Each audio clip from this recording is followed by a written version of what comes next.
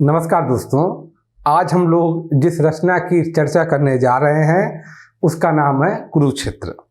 कुरुक्षेत्र दिनकर की एक प्रसिद्ध रचना है जिसका आधार भूमि है युद्ध का दर्शन, अर्थात युद्ध क्यों होता है, युद्ध के वास्तविक कारण क्या हैं। कई बार ऊपर से कुछ कारण अन्य दिखाई पड़ते हैं, जबकि सूक्ष्म विवेचन करने पर पता चलता है कि वास्तविक कारण कुछ अन्य है।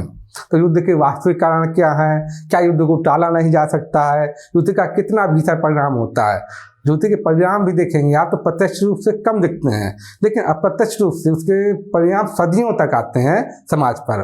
तो इन सारे बिंदुओं पर कि युद्ध के बारे में अन्य दार्शनिकों ने, विचारकों ने क्या बोला है, क्या वास्तव में समाज की दुर्दशा हो जाती है, किस तरह से युद्ध की विभीषिका का परिणाम कितने दिनों तक समाज को भुगतना पड़ता है, उन सब सारी चीज़ों पर चर्चा की गई है। एक तरह से आप पाएंगे कि रचना युद्ध दर्शन पर आधारित है। इससे संबंधित जितने आयाम हो सकते हैं वो सभी आयाम इसमें खोलने की कोशिश की गई है। तो आइए शुरू करते हैं। कुरुक्षेत्र का प्रकाशन वर्ष क्या है? कुरुक्षेत्र का प्रकाशन वर्ष है 1946।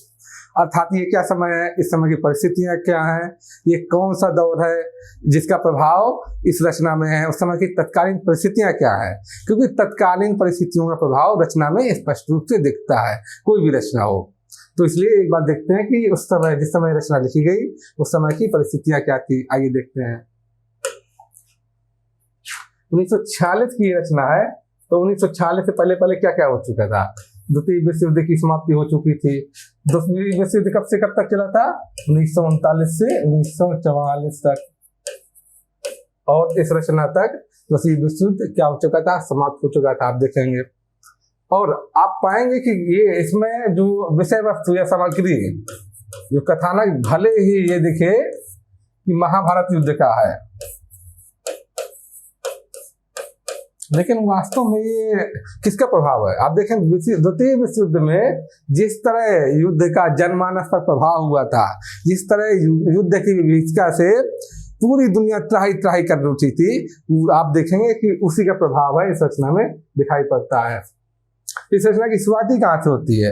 इस रचना की शुरुआत आप देखेंगे कि महाभारत युद्ध खत्म हो चुका है, महाभारत युद्ध समाप्त हो चुका है। और महाभारत युद्ध के पश्चात जिस तरह से समस्याएं उपजी हैं, सारे लोग परेशान हैं, तो वैसी स्थिति में युधिष्ठिर, जो कि मानसिक रूप से बड़े परेशान हैं, युधिष्ठिर को ये लगता है कि हम जीत कर भी युद्ध हार गए हैं, इस युद्ध से हमें आखिर मिला क्या।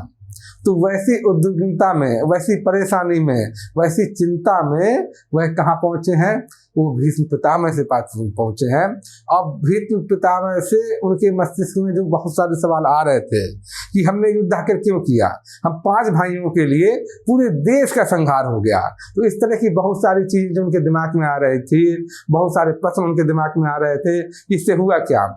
दुर्योधन तो मर के चला गया, उसके भाई भी मर के चले गए, लेकिन संतरास तो अब तक हम लोग भोग रहे हैं, हम लोग उस संतरास को, युद्ध के संतरास को भुगत रहे हैं, ये दिखाई पड़ता है, ये दिखता है। तो इस तरह के बहुत सारे प्रश्न हैं जो कि युधिष्ठिर ने किससे पूछे? भीष्म पितामह से पूछे, और भीष्म पितामह ने उनका जवाब दिया। बहुत सारे प्रश्न कि क्या युद्ध जरूरी होता है, युद्ध क्यों किया जाता है, क्या करना युद्ध जरूरी है, क्या उपाय है इसका, ये सब तरह तरह के प्रश्न इस रचना में पढ़ेंगे कि इन प्रश्नों को उठाया गया है।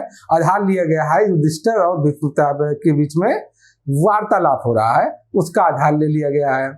और आप सही पूछेंगे, सही में आप देखेंगे तो क्या पाएंगे?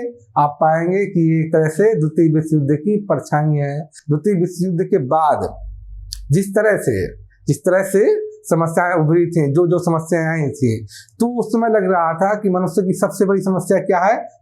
युद्ध है। हिरोशिमा और नागासाकी जैसे संघार हुए थे, ये पूरे शहर ही तबाह हो गए थे, और न सिर्फ शहर के आसपास का इलाका भी विकिरण से ग्रस्त हो गया था। लग रहा था एक बार की तो ऐसा लग रहा था, लगता मनुष्य पूरी प्रकृति को नष्ट कर देगा, पूरी सृष्टि को नष्ट कर देगा, ऐसा लगने लगा था। तो इस तरह से कारण मनुष्य जिस तरह से खुद को बौना महसूस करने लगा था, जिस तरह से आप पाएंगे कि एक तरह से अनिष्ठा का भाव आने लगा था लोगों के मन में। किस तरह से जो हमारी जितनी परंपराएं, रीति रिवाज, उनके प्रति भी दुराव वाला भाव आने लगा था, वैसा भाव आप देखते हैं। ये सब चीजें इसमें मिलेंगी। और इससे किसका प्रभाव है? द्वितीय विश्व युद्ध का प्रभाव है, आप देखेंगे। और क्या देखते हैं, द्वितीय विश्व युद्ध खत्म हो गया था, लेकिन अब क्या आरंभ हो गया था, शीत युद्ध आरंभ हो गया था। यूएसए और सोवियत संघ के बीच में आप देखेंगे क्या आरंभ हो गया था, शीत युद्ध आरंभ हो गया था, जो भी एक तरह से क्या द्वंद्व का ही एक रूप था, दोनों के बीच में द्वंद्व विद्यमान था। तो ये आशंका भी लग रही थी, आज नहीं तो कल लगता फिर कहीं एक युद्ध ना हो जाए, ऐसा भी लग रहा था। तो युद्ध की छाया क्या हो रही थी, मंडरा रही थी, ये आप पाएंगे। और क्या चल रहा था उस समय, मानव द्वारा अर्जित विज्ञान की शक्ति कितनी खतरनाक हो सकती थी, ये उस समय देखा था। इतने ज्यादा द्वितीय विश्व युद्ध में, सेकेंड वर्ल्ड वॉर में इतने ज्यादा मारक यंत्र इस्तेमाल किए गए थे, इतने भीषण जो नए नए आविष्कार हुए थे, तो मनुष्य को मारने के लिए, पर आज दूसरे पक्षों को, विपक्षियों को मारने के लिए इतने तरह के यंत्र इजाद किए गए थे, वो दिखाता। तो दिखाता विज्ञान कितना भयानक रूप ले सकता है, मानव द्वारा अर्जित विज्ञान की शक्ति कितनी नुकसानदायक हो सकती है, कितनी नकारात्मक हो सकती है, उसका चरम दिखाता, वहां पर चरम रूप उसका दिखाई पड़ा था। उदाहरण के रूप में एक देखिए, ये हिरोशिमा और नागासाकी का जो परमाणु विस्फोट हुआ था, किस तरह से इस परमाणु विस्फोट में आप देखेंगे पूरे नगर तबाह हो गए थे, और उसका विकिरण पूरे आसपास के नगरों में भी फैल गया था। कितना सदियों तक उसका परिणाम भुगतना पड़ा लोगों को, ये देखेंगे आप। तो ये सब दिखा रहा था कि मनुष्य विज्ञान की शक्ति का किस तरह से दुरुपयोग कर रहा है। युद्ध के नाम पर क्या क्या चीजें हो रही हैं, क्या क्या चीजें घटित हो रही हैं, कि लग रहा है कि पूरी मानवता ही समाप्त ना हो जाए, कहीं ऐसा ना हो जाए, ऐसा लगने में लगा था। तो ये उस समय की परिस्थितियां हैं, और आप पाएंगे, देखेंगे कि इस रचना में इन सब चीजों का प्रभाव कहीं ना कहीं पर है, ऐसा आप पाएंगे, ऐसा करेंगे। और युद्ध हो क्यों रहा था, युद्ध का मूल कारण ऐसा नहीं था, युद्ध हो क्यों रहा था, साम्राज्यवादी शक्तियों के बीच में युद्ध था।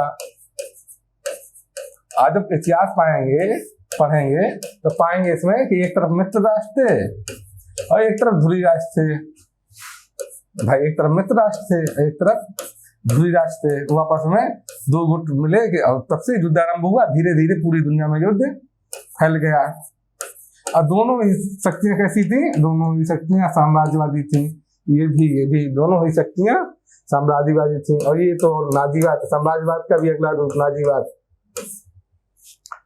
धुरी शक्तियां, जो इसमें जर्मनी शामिल था, जर्मनी इनका नेता था। आप देखेंगे ये और भी एक कदम बढ़ के थी। तो ये सब सारी चीजों का प्रभाव आप देखेंगे इस रचना में दिखाई पड़ता है। अब हम इस रचना का संवेदना पक्ष देखते हैं, संवेदनागत विशेषताएं देखते हैं। आइए शुरू करते हैं। इसमें क्या समझाया गया है, सबसे जो मूल इसकी विषय वस्तु है रचना की, वो है युद्ध का दर्शन। अब युद्ध के दर्शन में हम लोग क्या क्या देखते हैं, पहली चीज तो ये कि युद्ध का वास्तविक कारण क्या है। एक कारण तो वो है जो दिखता है ऊपर से, दूसरा कारण वो जो वास्तविक कारण होता है, वो जब सूक्ष्म विवेचन करते हैं तब पता चलता है कि युद्ध का सच में कारण क्या था, वास्तव में कारण क्या था। तो वास्तविक कारण क्या है युद्ध का, ये देखा जाता है। इसे प्रत्यक्षता तो दिखता है कि जर्मनी की तानाशाही और जर्मनी के जो हिटलर था उसकी वजह से द्वितीय विश्व युद्ध हुआ। लेकिन जब और सूक्ष्म विश्लेषण करते हैं तो बहुत सारी चीजें निकल के सामने आती हैं। किस तरह साम्राज्यवादी शक्तियों की ये लिप्सा थी, किस तरह से उसमें जो हथियार बनाने वाली कंपनियां थी उनका क्या योगदान था, कैसे उन्होंने दोनों तरफ की जनता को भड़काया।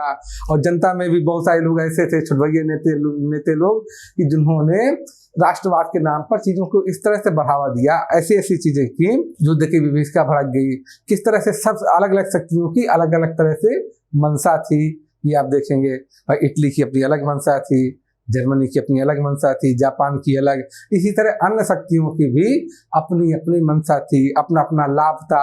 किस तरह से क्या क्या किए, किस तरह से लोगों की भावनाओं को अलग अलग विचारधाराओं के नाम पर, अलग अलग स्रोतों के नाम पर, अलग अलग चीजों के नाम पर, परंपराओं के नाम पर तरह तरह से लोगों की विचारधाराओं को भड़काया गया, जिससे जनता भड़क उठी।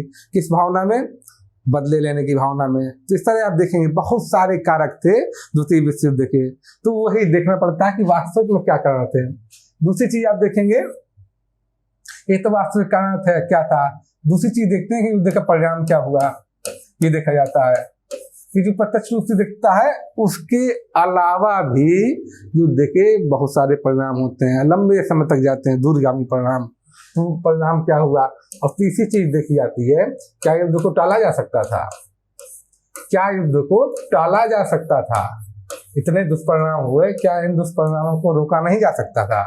तो इस पर विचार करते हैं। तो ये एक एक करके हम लोग देख लेते हैं। जैसे सबसे पहले क्या है युद्ध का वास्तविक कारण? तो महाभारत युद्ध के जरिए बताया गया है कि क्या है, जब युधिष्ठिर बोलते हैं कि हम लोगों के 5 भाइयों की वजह से ये युद्ध आरंभ हुआ और बेवजह ही हम लोगों की वजह से पूरा का पूरा देश इसमें जल गया, ध्वंस हो गया देश का। किस तरह से? पूरे देश का संहार हो गया, 5 जन के द्वेष से हो गया संहार पूरे देश का। तो वहां पर जो भीष्म पितामह है वो बताते हैं कि ऐसा नहीं है जैसा तुम सोचते हो, सच में वैसा नहीं है। था क्या? है क्या? युद्ध का वास्तविक कारण क्या है? एक चुराता न्याय जो रण को बुलाता भी वही है।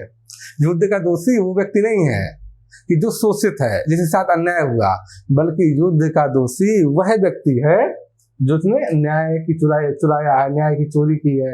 इसने न्याय को चुराया है, न्याय की चोरी की है या न्याय की हत्या की है। अर्थात युद्ध का वास्तविक दोषी कौन है? दुर्योधन है, क्योंकि उसने अन्याय किया तुम लोगों के साथ, जिसकी वजह से युद्ध आरंभ हुआ।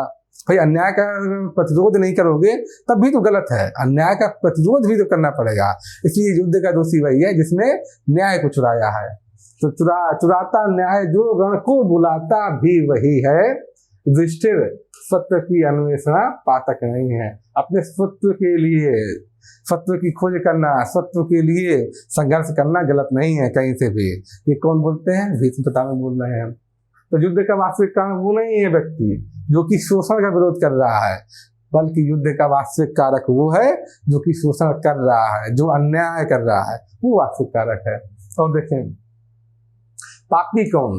कौन युद्ध का उत्तरदायी है? पापी कौन? मनुष्य से उसका न्याय चुराने वाला या कि न्याय खोजते विघ्न का शीश उड़ाने वाला। कौन पापी है? कौन दोषी है?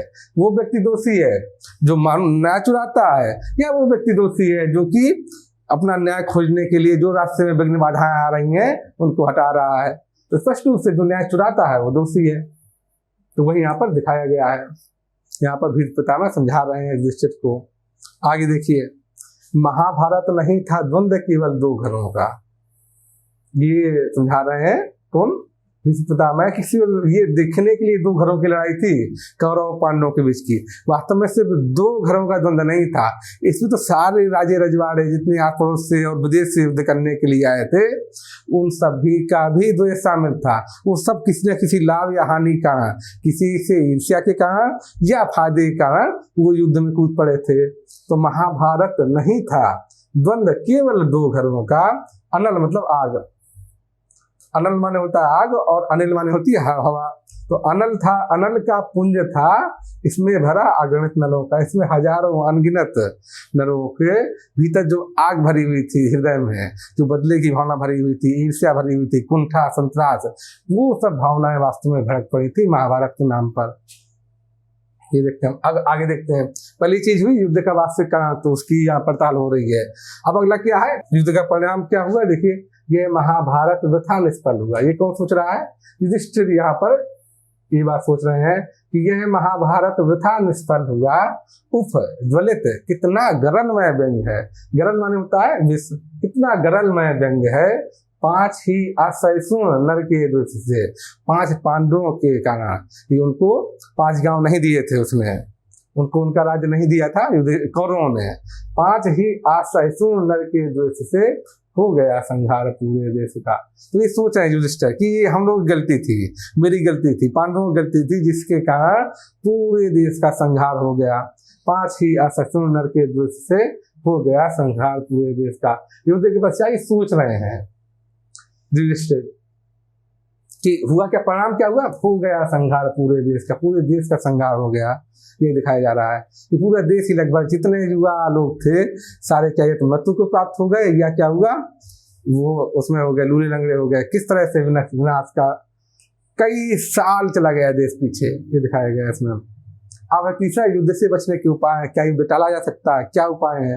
ये देखिए, क्षमा दया तप त्याग मनोबल सबका लिया सहारा, पर नर व्याघ्र सुयोधन तुमसे कहो कहाँ कब हारा।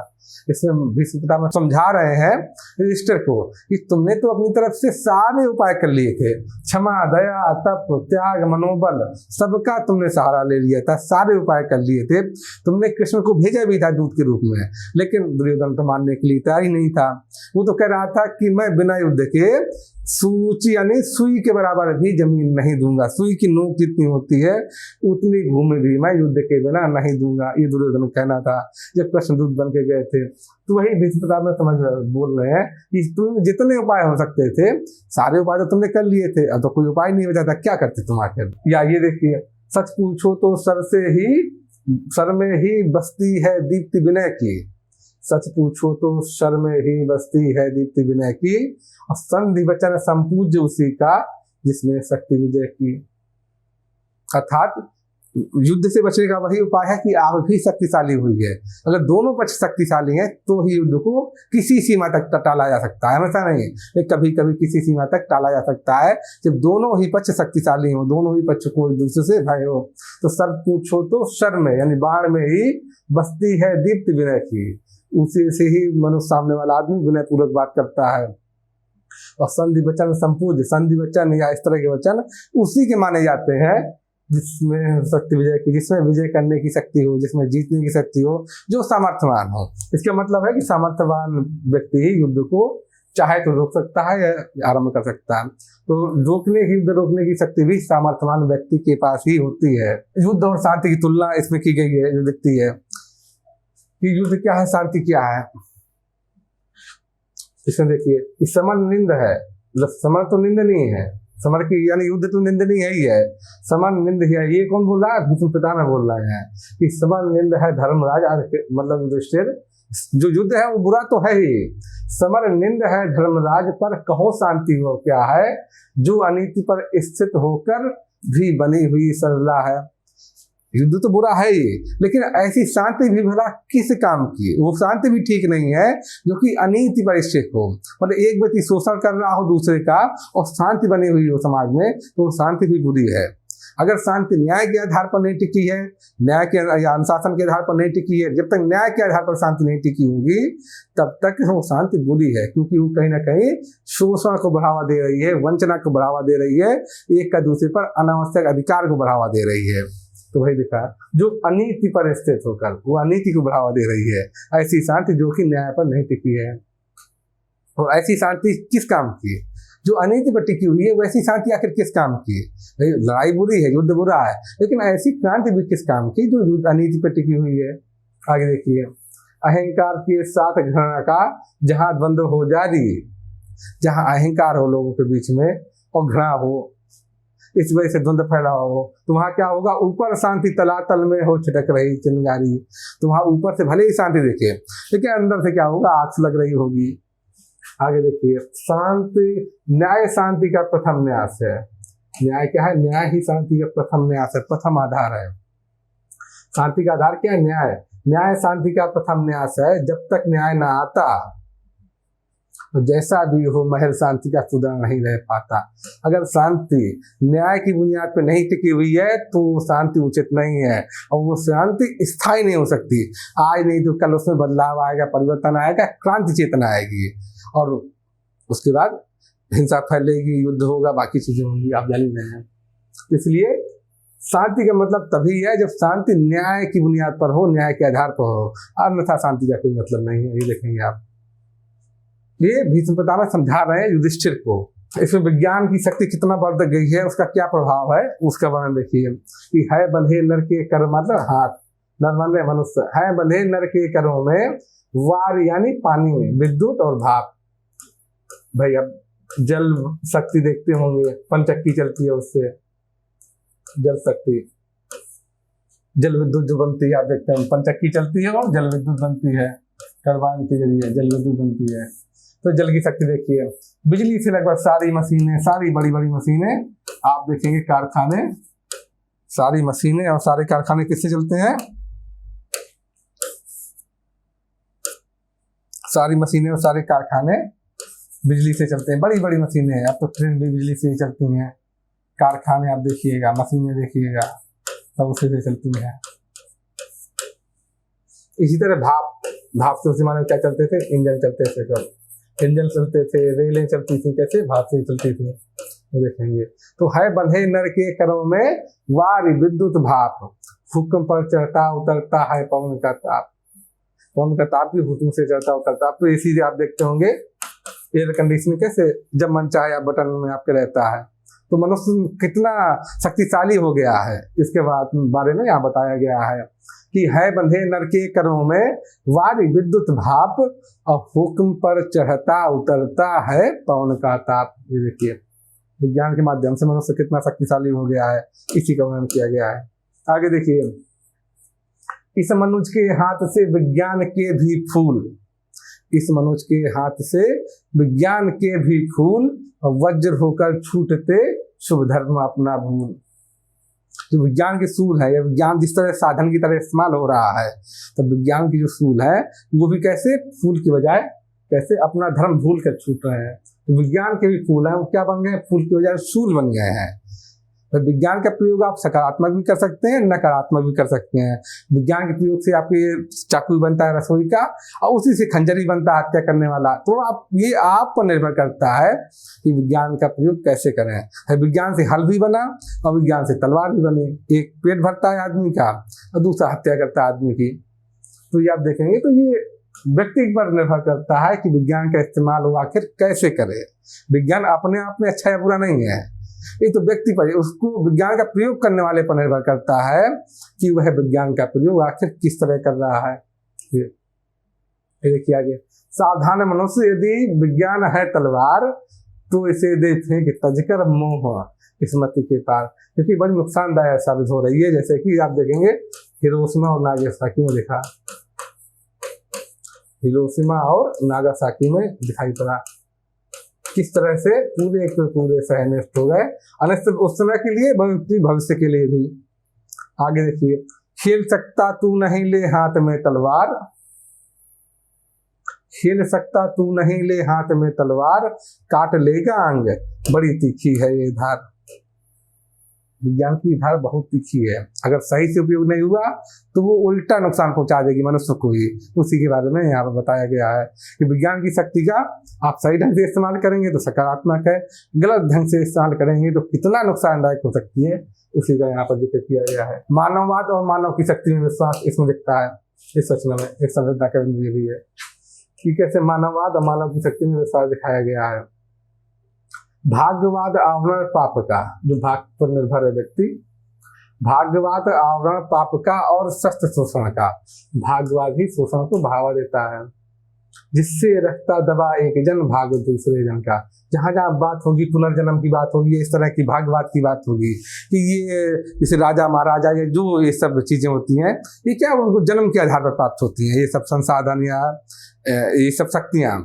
तो जहां इस तरह की बात होगी कि भाग्य आधार पर चीजें मिल रही हैं लोगों को, उससे क्या होगा, समाज के बीच में शोषण बढ़ेगा। क्योंकि भाग्य के आधार पर जब एक व्यक्ति को चीजें मिल जाती हैं तो क्या हो रहा है, दूसरे व्यक्ति को कहीं ना कहीं नुकसान पहुंच रहा है उससे। क्योंकि चीजें किसके आधार पर मिलनी चाहिए, योग्यता के आधार पर मिलना चाहिए। जब योग्यता के बजाय भाग्य के आधार पर चीजें मिल रही हैं कि वो एक किसी व्यक्तिगत, किसी पर्टिकुलर घराने में पैदा हुआ कोई व्यक्ति, किसी पर्टिकुलर वंश में पैदा हुआ, उसकी वजह से जो चीजें उसको मिलती हैं, किसी धर्म जाति या किसी विशेष उसमें पैदा हुआ, उसकी वजह से जो चीजें मिलती हैं, तो इससे क्या कर रहा समाज में, वो दूसरे का हक छीन रहा है, शोषण कर रहा है दूसरे का। तो ये आप देखेंगे, है बंधे नर के करों में वारी विद्युत भाप, हुक्म पर चढ़ता उतरता है पवन का ताप। ये बताया जा रहा है मानव की शक्ति में विश्वास। मानव की शक्ति कितनी हो गई है कि वारी यानी पानी, विद्युत और भाप सब मनुष्य के हाथ में बने हुए हैं। इससे आप पहले जिक्र किया, इससे आपकी क्या चलती है, पंचक्की चलती है, जल विद्युत बनती है। विद्युत का हर जगह इस्तेमाल होता है, पंखे से लेकर सारी मशीनें घूम रही हैं, और भाप से रेलें चलती थी, इंजन चलते थे। तो किस तरह मनुष्य की शक्ति कितनी बढ़ गई है, हुक्म पर चढ़ता उतरता है पवन का ताप। ऐसे देखिए आप, और क्या आगे देखिए क्या देखते हैं कि सहज प्रवृत्तियों को महत्व दिया गया है। यहाँ पर बहुत ज्यादा ऐसे मानव को महत्व नहीं दिया गया है जो मानव जीवन स्वाभाविक नहीं है। यहाँ पर किसको महत्व दिया गया है, सहज प्रवृत्तियों को। चूंकि भीष्मपिता मैंने स्वयं शपथ ली थी कि मैं आजीवन ब्रह्मचर्य का पालन करूंगा। बाद में वो खुद बोलते हैं इसमें कि मुझे समझ में आता है कि इस तरह की शपथ लेना ये ली मैंने कोई बहुत वो नहीं काम किया, इस तरह से मैंने सहज प्रवृत्तियों की अवहेलना कर दी है, सहज प्रवृत्तियों को नकारा है, ऐसा बोलते हैं इसमें। तो आप देखेंगे ये चीज देखेंगे यहाँ पर कि सहज प्रवृत्तियों को महत्व दिया गया है। यहाँ पर ऐसा नहीं किया गया कि आप भोगवाद को बढ़ावा दिया गया हो, लेकिन ये है कि आप दुनिया का जो क्रम है इस जगत का, उससे आप विरक्त मत होइए। आप निवृत्तिवाद में ऐसे मत जाइए दुनिया को छोड़ के, उसका कोई अर्थ नहीं है। न दुनिया में आसक्त हो जाना है, न दुनिया से भागना है, एक मध्यम मार्ग अपनाना है। यहाँ उसी की बात हो रही है कि सहज भाव से इस दुनिया में जीना है, रहना है। जैसे कि ये देखिए, भोगो इसी भांति मृत्यु को, मृत्यु मतलब मिट्टी, इस दुनिया को इसी तरह से तुम भोगो कि दाग नहीं लग पाए। मतलब कोई विलासिता या इस तरह से चरित्रहीनता का कार्य मत करो, इस तरह का काम मत करो कि तुम्हारे ऊपर कलंक लगे। भोगो तुम इस भांति मृत्यु को, दाग नहीं लग पाए, और मिट्टी में तुम नहीं वही तुम में विलीन हो जाए। तो इस तरह का कार्य मत करो कि कोई आप दाग लेकर के जाओ, ऐसा आप इस तरह का काम मत करो। जैसे कि इसी बात को आप कबीर के यहाँ देखेंगे, कबीर के यहाँ पाएंगे। कैसे मिलेगा कबीर के यहाँ कि आपने जो वो पढ़ा होगा कि ज्यों की त्यों धर दीनी चदरिया, हे राम नाम रस बीनी चदरिया। तो ज्यों की त्यों धर दीनी का यही मतलब है कि जिस तरह से आए थे उसी तरह से लग गए। कोई दाग नहीं लगाया हमने अपने चरित्र पर, कोई अपनी आत्मा पर दाग नहीं लगाया, जिस तरह से आए उसी तरह से कबीर चल दिए। तो वही वाला भाव यहाँ पर है कि भोगो तुम इस भांति मृत्यु को, दाग नहीं लग पाए, और मिट्टी में तुम नहीं वही तुम में विलीन हो जाए। तो सहज प्रवृत्तियों के यहाँ महत्व दिए गए, ना तो विलासिता को महत्व है, ना ही इस जगत से भागने को महत्व दिया गया है। आगे देखते हैं, विभिन्न दर्शनों का प्रभाव दिखाई देगा यहाँ पर।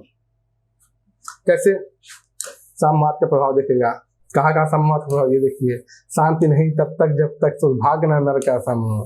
ये देखिए, सुख सब मतलब बराबर, सुख भाग न नर का समूह, ये समानता की बात कर रहा, भेदभाव का निषेध हो रहा है। तो ये किसकी बात है? साम्यवाद की, भेदभाव का निषेध, इसकी बात हो रही है,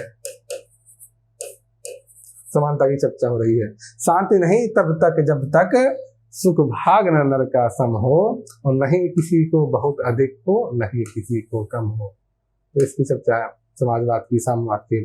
ये देखिए किस तरह से विषमता फैली है, किस तरह से शोषण फैलता है। ये देखिए, इस व्यक्तिगत पूंजीवाद के लिए बोला जा रहा है, इस वैयक्तिक भोगवाद देखिए, यानी पूंजीवाद की फूटी जिसकी धारा, तड़प रहा जिसमें पढ़कर मानव समाज ये सारा। पूंजीवाद यही बात करता है ना, जो उदारवाद दर्शन है, और पूंजीवाद उसका व्यवहारिक पक्ष है, आर्थिक पक्ष है। तो यही बात करता है व्यक्तिगत स्वतंत्रता की। तो इस वैयक्तिक भोगवाद से फूटी जिसकी धारा, और तड़प रहा जिसमें पढ़कर मानव समाज ये सारा। तो पूंजीवादी के कारण, पूंजीवादी दर्शन के कारण किस तरह से मानव समाज त्राही कर उठा है, मानव समाज किस तरह से परेशान है, उसी की चर्चा यहाँ पर है। आगे ये किया गया है किस पर? पूंजीवाद पर, समाजवाद पर, कि हिलो डुलो मत हृदय रक्त अपना मुझको पीने दो, तो अचल रहे साम्राज्य शांति का। यहाँ पर कैसी जो पूंजीवाद में शांति है वो कैसे शोषण पर आधारित शांति है, या साम्राज्यवाद में जो जबरन शांति स्थापित कर दी गई है वो कैसी है, शोषण के आधार पर है। अचल रहे साम्राज्य शांति का जियो और जीने दो, यहाँ उसी पर व्यंग्य किया है कवि ने। ये ऐसी शांति का क्या मतलब भाई? ऐसी शांति की साम्राज्य का क्या मतलब जो कि क्या है, शोषण पर टिकी हुई है, जहां पर जो समर्थ लोग हैं वो दूसरे का खून पी रहे हैं। ये देखिए आगे, तो ये क्या, ये देखिए चाहिए, देखिए किसमें साम्यवाद का प्रभाव है इसमें भी देखिए साम्यवाद क्या करता है, इहलौकिक बात करता है। साम्यवाद पारलौकिक चीजों को नहीं मानता, दूसरे जन्म में सब पर विश्वास नहीं करता। ये देखिए, ऊपर सब कुछ शून्य है, कुछ भी नहीं गगन में, और धर्मराज जो कुछ भी है इस मिट्टी में जीवन में, इसी जन्म में जो करना है करो, जो कुछ सामने है इसी में जो करना है करो, परलोक के चक्कर में मत रहिए। ये कहता है साम्यवाद, तो उसी का प्रभाव है। देखिए गीता के निष्काम कर्म का प्रभाव भी देखेंगे आप जब स्थिति पढ़ेंगे तो उसमें एक चीज पढ़ेंगे, कोई भी कार्य अच्छा है बुरा, नैतिक है या अनैतिक है, ये कैसे तय किया जाएगा? भाई एक ही कार्य एक जगह पर नैतिक हो जाता है, एक जगह पर अनैतिक। जैसे सिपाही भी हत्या करता है और चोर भी हत्या करता है, भाई डाकू भी हत्या करता है, सिपाही भी हत्या करता है, लेकिन डाकू को क्या माना जाता है? डाकू के काम को अनैतिक माना जाता है, और सिपाही के काम को नैतिक मान लिया जाता है, नैतिक ठहराता है देश समाज दुनिया। तो क्यों ऐसा है? तो नैतिकता या अनैतिकता का निर्धारण कैसे होता है? कोई भी कार्य नैतिक है या अनैतिक है, इसका निर्धारण होता है किससे? इसका निर्धारण होता है कि उसके कार्य के पीछे करने वाले व्यक्ति का इरादा क्या था, इंटेंशन क्या था। इंटेंशन या इरादे के आधार पर ही निर्धारित होता है कि कोई भी कार्य अच्छा है या बुरा, नैतिक है या अनैतिक। तो यहाँ पर देखिए, तो उसकी चर्चा है। दूसरा, गीता में क्या कहा गया है कि कोई भी काम कैसे करना चाहिए? निष्काम भाव से करना चाहिए। आप काम कर रहे हैं तो उसमें तुरंत फल की इच्छा मत कर लीजिए। कर्म किए जा फल की इच्छा मत कर रहे इंसान, और जैसा कर्म करेगा वैसा फल देगा भगवान। भगवान स्वयं ही फल देगा। तुम ये सोच के मत करो कि मुझे इससे ये फायदा हो जाएगा। बिना किसी भय, दबाव या प्रलोभन के कार्य करना चाहिए। यही गीता के निष्काम कर्म का सिद्धांत है। तो यहाँ पर दोनों की चर्चा होगी। देखिए, सत्य ही भगवान ने उस दिन कहा, भगवान मतलब कृष्ण ने, सत्य ही भगवान ने उस दिन कहा, मुख्य है करता हृदय की भावना। तो हृदय की भावना है वही प्रमुख करता है, और हृदय की भावना से ही निर्धारित होता है कि कोई काम कैसा है।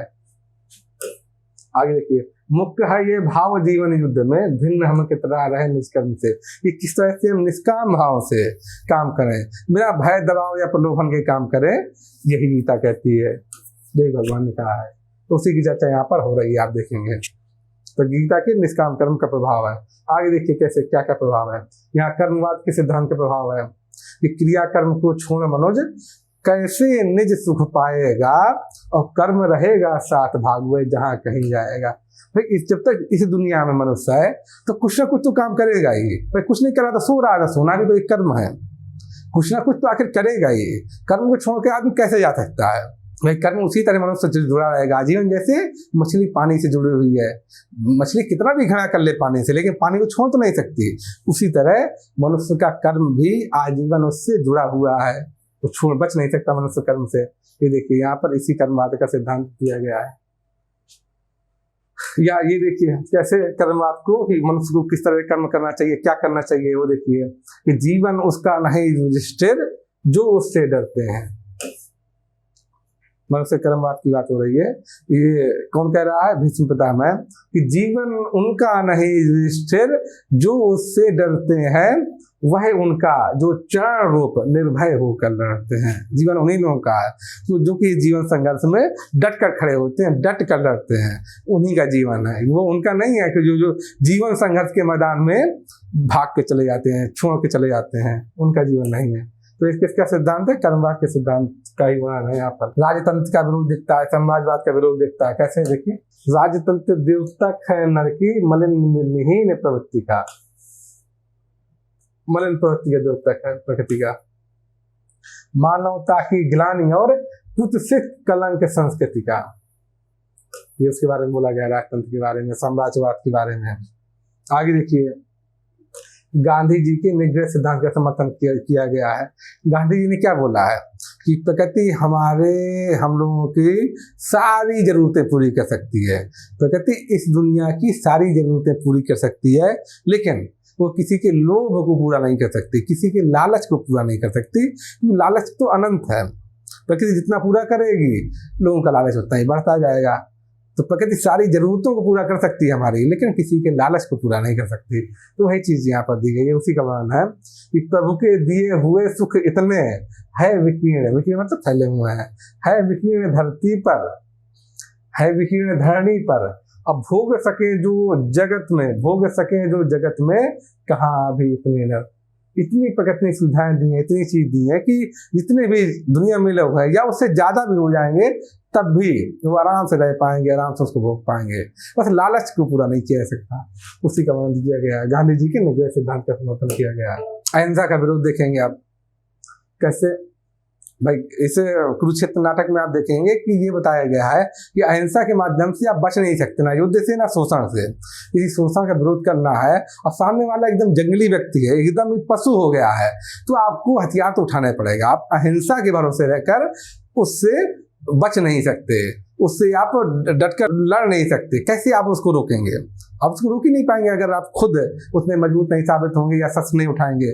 तो यहाँ पर इसीलिए अहिंसा का विरोध किया गया है और हिंसा का समर्थन किया गया है शोषण के विरोध में, कि शोषण का विरोध करना है तो हमें हिंसा का मार्ग अपनाना ही पड़ेगा यदि सामने वाला हिंसक है तो। देखिए, सहनशीलता क्षमा दया को तभी पूजता जग है। ये सब गुण है जो सहनशीलता क्षमा दया, तब इन सब की वैल्यू तभी है, महत्व तभी है, तभी जगत उनकी इज्जत करता है। बल का दर्प चमकता उसके पीछे जब जगमग है, जब इनके पीछे बल का दर्प हो, ताकत हो। जिस आदमी के अंदर ये सब गुण है, यदि उसके पास ताकत नहीं है तो लोग उसकी कोई महत्व नहीं देंगे, उसको समझेंगे मजबूरी में ये सब इस सब चीजों का नाटक कर रहा है। जब तक कि उसके पास शक्ति नहीं है, बल नहीं है, तब तक उसके इस गुणों का कोई महत्व नहीं है।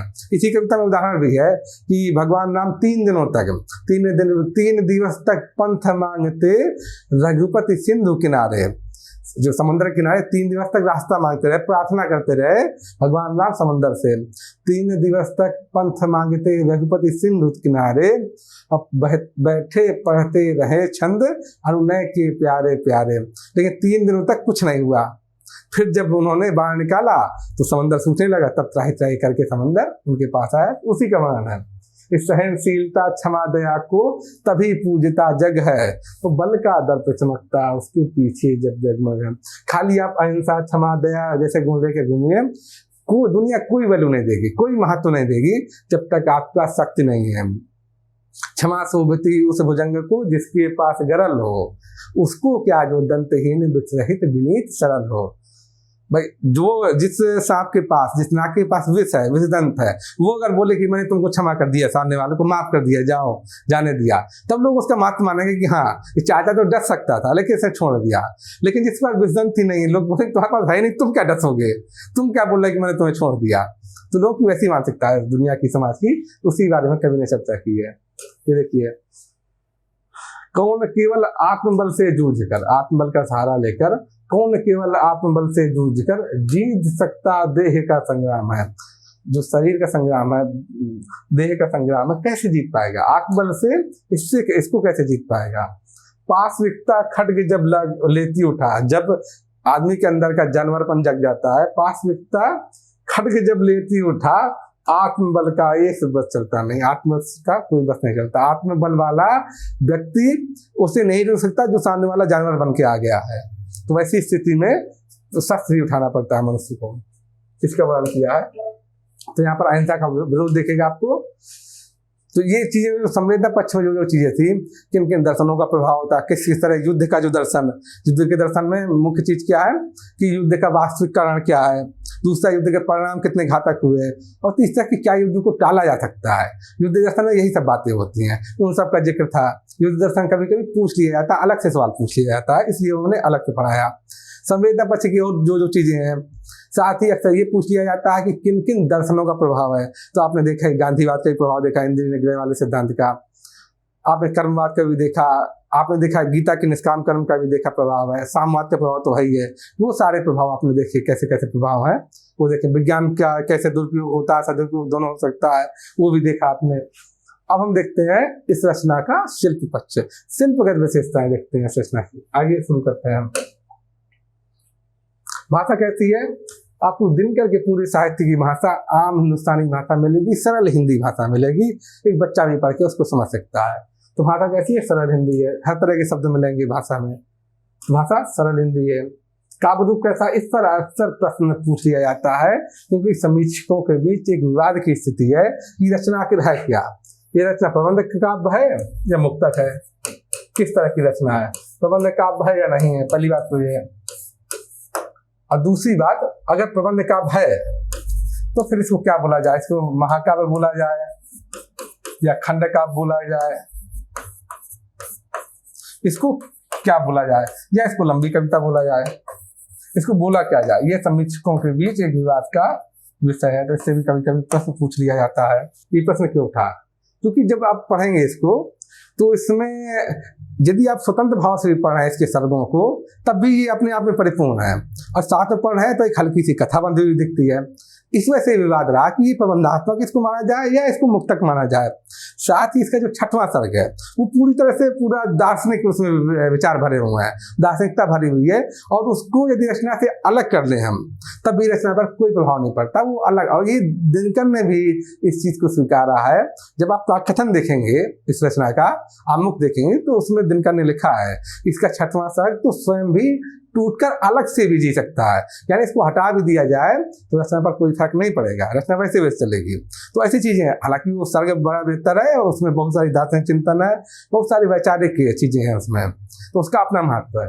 तो इस वजह से विवाद हुआ, इसको प्रबंध माना जाए या मुक्तक माना जाए, क्योंकि हल्की हल्की कथा भी चल रही है। महाभारत की कथा, बात की कथा चल रही है कि युधिष्ठिर और भीष्म पितामह के बीच में संवाद चल रहा है, उस हिसाब से कथा चल रही है। हालांकि इसमें घटनाक्रम नहीं है, इसमें संवाद है, एक तरह से आप पाएंगे संवाद चल रहे हैं और बजाय घटनाक्रम के। तो घटनाक्रम नहीं है, क्योंकि जो प्रबंध काव्य होते हैं उसमें घटनाक्रम भी होते हैं, इसलिए समीक्षकों के बीच विवाद है कि इसको प्रबंध माना जाए कि नहीं माना जाए। कौन कौन सा?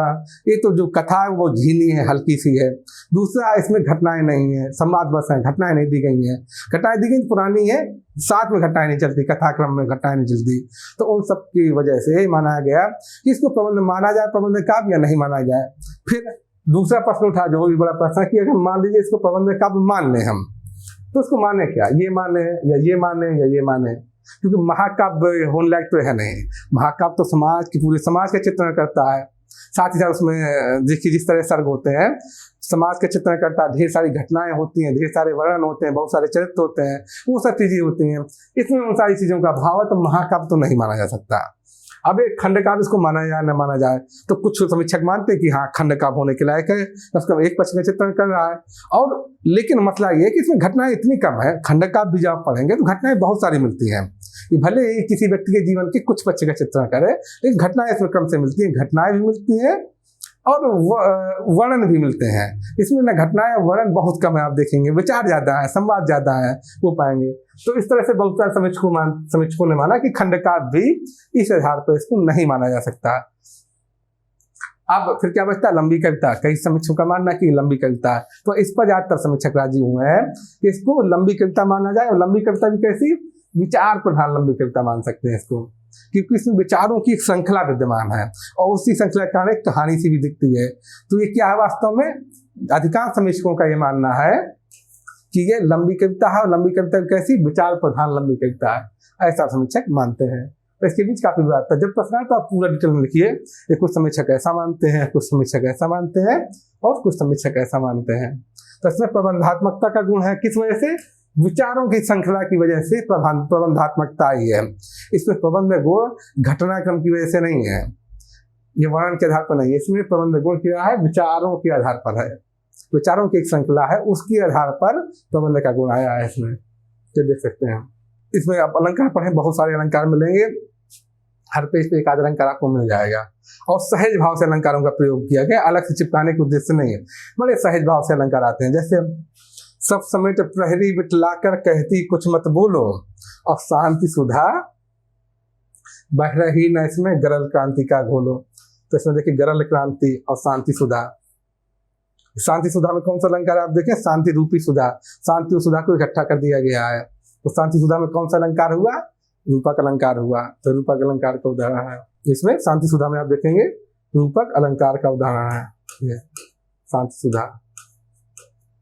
इसमें खूब बिंब मिलेंगे युद्ध के, जहां जहां पर युद्ध का वर्णन है तो खूब बिंब मिलते हैं। जैसे देखिए महाभारत युद्ध का वर्णन नहीं है, इस रक्त से सिंचकर समर की मेदनी, मेदनी माने धरती, समर माने युद्ध, रक्त से सिंचकर समर की मेदनी हो गई है लाल नीचे कोस भर, नीचे कोस भर लाल हो गई है, इतना खून बहा है।